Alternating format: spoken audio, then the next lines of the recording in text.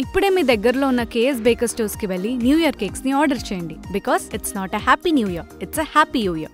ఒకప్పుడు ఐటీ అంటే బెంగళూరు ఉండేది. అలాంటిది పోటీ పడి బెంగళూరు హైదరాబాద్ రెండు ఉండాలని హైదరాబాద్ని ప్రపంచ పటంలో పెట్టాం. ఈరోజు మీరు చూస్తే ఇండియాలోనే కాదు ప్రపంచంలో ఎక్కడ పోయినా నలుగురిలో ఒక ఐటీ ప్రొఫెషనల్ ఇండియన్ ఉంటే, ఇంకా నలుగురిలోనే కాదు ముగ్గురులో ఒకరు ఉంటే, దాంట్లో ప్రతి ఒక్కరు ముగ్గురులో ఒకరు ఆంధ్రప్రదేశ్ నుంచి వచ్చారు, తెలుగువారు వచ్చారు. ఇది గర్వకారణం. ఇది అయిన తర్వాత ఈరోజు నాలెడ్జ్ ఎకానమీ, ప్రపంచం మొత్తం నాలెడ్జ్ ఎకానమీలో ముందుకు పోయే పరిస్థితికి వచ్చాం.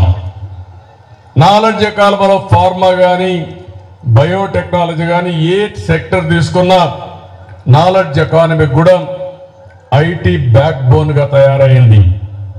ఈ రెండే కాకుండా నేను ఆ రోజుట్లోనే నేను ఒకటి ఆలోచించాను. ఉద్యోగాలు చేయడం కాదు, ఉద్యోగాలు మీరిచ్చే పరిస్థితి రావాలని ఆకాంక్షించా. అందుకే ఆంట్రప్రెన్యూర్స్ ని ప్రమోట్ చేశాం.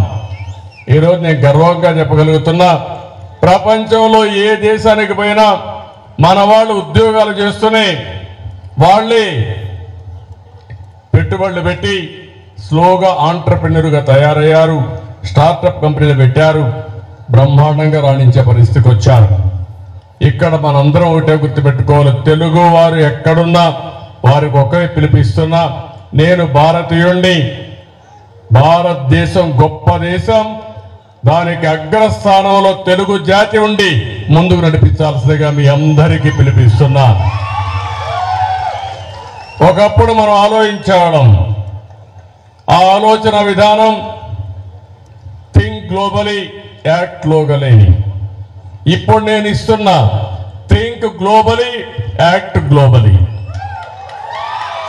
ఎందుకు నేను మాట్లాడుతున్నానంటే, లొకేషన్ అనేది సమస్యే కాదు. నువ్వు బెంగళూరులో ఉండొచ్చు, వాషింగ్టన్లో ఉండొచ్చు, లేకపోతే ఆంధ్రప్రదేశ్ రిమోట్ గ్రామంలో ఉండొచ్చు, కానీ నీకు నాలెడ్జ్ ఉంటే, లీడర్షిప్ ఉంటే ప్రపంచం మొత్తం సేవలు అందించే నెట్వర్క్ డెవలప్ చేసే శక్తి తెలుగు జాతికి ఉందని మరొక్కసారి తెలియజేస్తున్నా. అది మీరు చేసుకోవాల్సిన అవసరం ఉంది.